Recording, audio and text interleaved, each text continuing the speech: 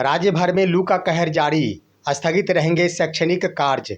जारी हुआ पत्र। नियोजित शिक्षकों के लिए जारी हुआ आवंटन, वेतन की समस्या का हो गया समाधान। द्वितीय चरण अंतर्गत प्रधान शिक्षकों के लिए योगदान की तिथि बढ़ी और सक्षमता 5 के शिक्षकों का जल्द हो सकेगा वेरिफिकेशन। दोस्तों नमस्कार, मैं हूं आपका दोस्त एसके चौधरी। बड़ी खबर के साथ एक बार फिर से।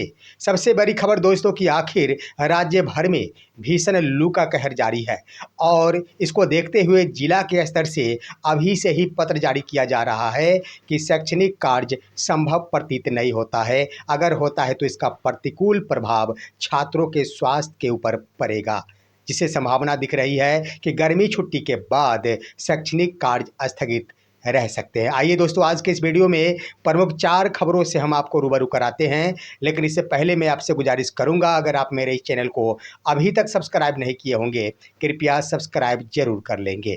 और अगर सब्सक्राइब कर चुके होंगे, सब्सक्राइब करने की आवश्यकता बिल्कुल भी नहीं है। सबसे बड़ी खबर दोस्तों कि आखिर मात्र 1 सप्ताह बाद बिहार के तमाम सरकारी विद्यालय खुल जाएंगे। वैसे कह दिया जाए तो निजी विद्यालय कई ऐसे हैं जो पठन पाठन का संचालन कर रहे हैं, जिसको देखते हुए आखिर जिलों के स्तर से पहले ही पत्र जारी करना शुरू कर दिया गया है। ऐसा इसलिए कि राज्य भर में देखा जाए तो लू का कहर जारी है, भीषण गर्मी पड़ रही है और अगर शैक्षणिक कार्य चालू किया जाता है तो निश्चित रूप से इसका प्रतिकूल प्रभाव छात्रों के स्वास्थ्य पर देखने को मिलेगा। इससे संबंधित गयाजी जिले के स्तर से पत्र जारी कर दिया गया है। पत्र आप देख रहे होंगे स्क्रीन पर दोस्तों। आखिर यह पत्र 15 जून 2026 को जारी किया गया है और इस पत्र में स्पष्ट रूप से लिख दिया गया है कि तमाम छात्र जो कक्षा 8वीं तक के छात्र होंगे उनके शैक्षणिक कार्य पूरी तरह स्थगित रहेंगे और 20 तारीख तक अभी समय दिया गया है, यानी 16 से लेकर 20 जून 2026 तक विद्यालयों को बंद कर दिया गया छात्रों के लिए।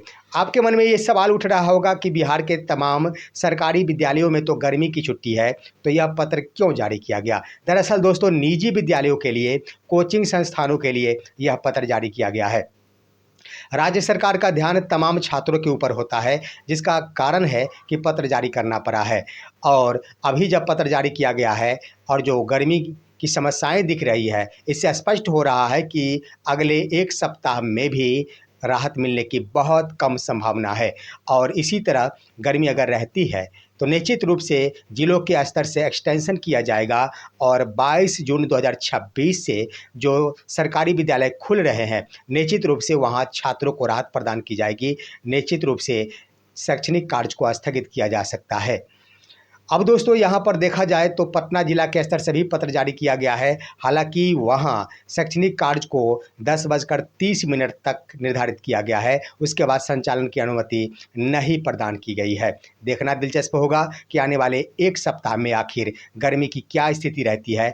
अन्यथा निश्चित रूप से छात्रों के लिए शैक्षणिक कार्य स्थगित करने पड़ेंगे। वहीं पर शिक्षकों के लिए तो कह दिया जाए तो पूरे बिहार भर के शिक्षक 22 एवं 23 जून 2026 को किसी भी सूरत में किसी भी अवकाश में नहीं रहेंगे। इससे संबंधित भी पत्र जारी किया जा चुका है कि अगर 22 एवं 23 जून को कोई भी कोटि के शिक्षक अगर किसी भी प्रकार के अवकाश में रहते हैं तो विद्यालय प्रधान के साथ साथ संबंधित शिक्षकों के ऊपर भी कठोरतम कार्रवाई की जा सकेगी। हालांकि सरकार की मंशा और विभाग की मंशा क्या है यह अभी तक स्पष्ट नहीं हो पाई है, लेकिन कुछ बड़ा कार्य होगा जिसके कारण आखिर 22 एवं 23 जून को निश्चित रूप से तमाम शिक्षकों की छुट्टियों को रद्द कर दिया गया है, यानी कोई भी शिक्षक छुट्टी नहीं ले सकते हैं।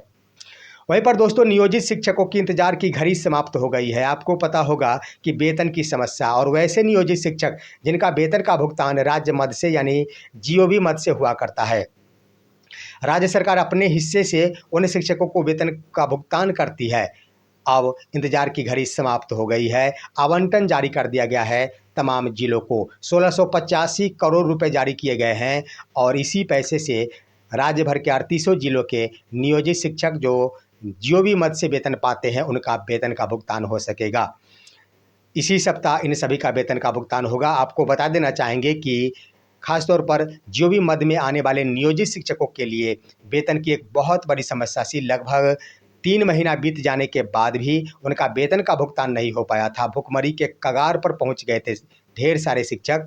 आखिरी तौर पर जब आवंटन जारी हो गया है तो बहुत बड़ी राहत मिली है नियोजित शिक्षकों को, यानी उनके वेतन भुगतान की समस्या पर अब विराम लग गया है। अब दोस्तों, प्रधान शिक्षक जो द्वितीय फेज के अंतर्गत जिनकी पोस्टिंग की गई थी, उनके लिए एक राहत भरी खबर आई है और एक पत्र जारी करते हुए प्राथमिक शिक्षा निदेशक ने तमाम फेज 2 के वैसे अभ्यर्थी जो अभी तक अपना आवंटित विद्यालय को योगदान नहीं कर पाए हैं, उन्हें एक और मौका दे दिया है। 19 जून 2026 तक इन सभी को मौका दिया गया है कि आवंटित विद्यालय में योगदान किया जा सकता है। ऐसा करने से ढेर सारे शिक्षक जो छूट गए होंगे, किसी कारण से वो विद्यालय योगदान नहीं कर पाए थे, उन्हें एक राहत मिली है और वो 19 जून तक निश्चित रूप से आवंटित विद्यालय में योगदान कर सकते हैं। ऐसा करके सरकार के स्तर से और शिक्षा विभाग के स्तर से निश्चित रूप से राहत प्रदान की गई है। वो पत्र भी आपके स्क्रीन पर दोस्तों, इसमें तमाम कारणों का उल्लेख करते हुए स्पष्ट कर दिया गया है कि ढेर सारे आवेदकों ने अपना आवेदन सुपुर्द कराया था, जिस पर विचार करते हुए यह निर्णय लिया गया है कि 19 जून तक योगदान करने की अनुमति दी जाए।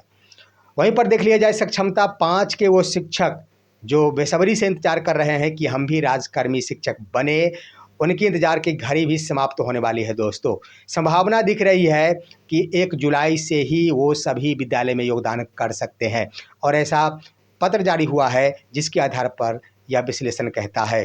दरअसल दोस्तों, तमाम जिलों में सक्षमता 5 के अंतर्गत जो भी नियोजित शिक्षक परीक्षा में सफलता प्राप्त किए थे, उन सभी का बायोमेट्रिक मिलान यानी काउंसलिंग की प्रक्रिया के लिए कंप्यूटर ऑपरेटरों की व्यवस्था कर दी गई है और ये 18 से लेकर 20 जून 2026 तक तमाम जिलों में ये तमाम कंप्यूटर ऑपरेटर उपलब्ध रहेंगे।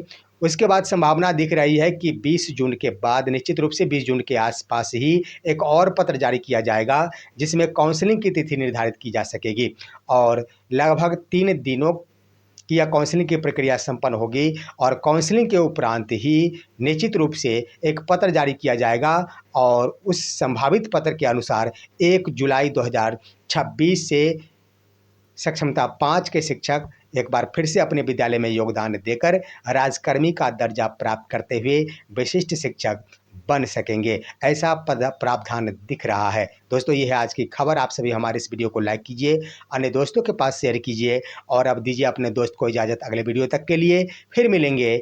नमस्कार।